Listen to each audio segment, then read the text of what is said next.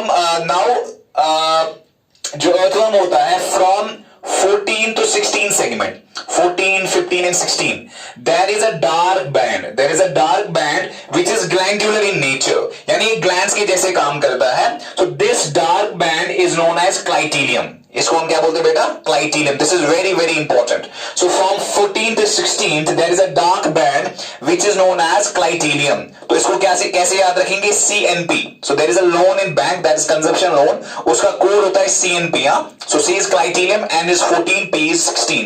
सो CNP, right. उसके बाद ये जो क्लाइटीलियम होता है इसका फंक्शन होता है reproduction. So that will study जब हम रिप्रोडक्टिव सिस्टम पढ़ेंगे. ठीक है. उसके बाद ये जो हमारा अर्थवर्म होता है, अगर हम इसका वेंट्रल साइड देखेंगे, if you see the ventrally, तो लेट इट बी, ये मैंने उसको उल्टा किया. सो जो 14th वाला होता है ना, वहां पे वेंट्रल साइड से क्या होता है? There are some openings. So on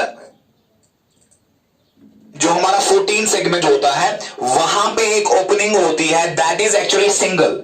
so this opening is female genital aperture. इसको हम फीमेल जेनिटल पोर भी कहते हैं.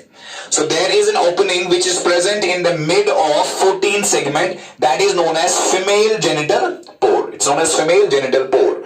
तो ये कहां पे होते हैं? This is on the ventral side. ये मैंने इसको उल्टा कर दिया. ठीक है. उसके बाद ये जो हमारे पास 18 सेगमेंट्स, हम 14, 15, 16, 17, 18, ये जो 18 सेगमेंट होता है वहां पे एक पेयर ऑफ ओपनिंग होता है. So they are 2 in number.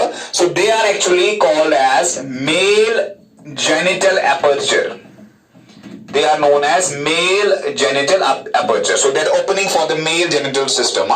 So उसके बाद जो हमारे पास 17 होता है और 19 होता है, 17 and 19 segment, there are also some structures which are known as genital papilla. इनको हम क्या बोलते हैं बेटा?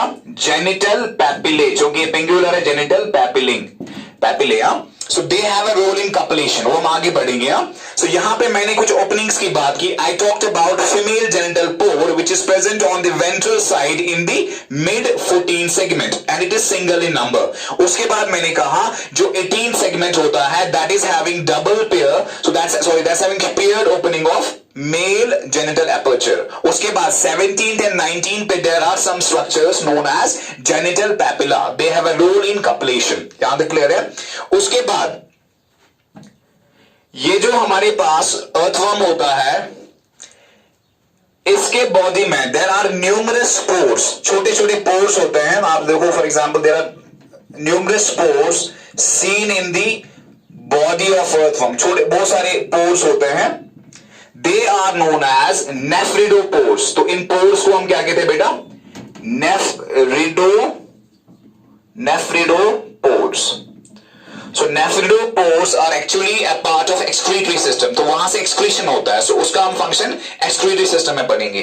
So the pores are known as nephridopores. Pores are known as nephridopores. तो उसके बाद आपको याद रखना है कि जो अर्थवर्म होता है उसके बॉडी पे there are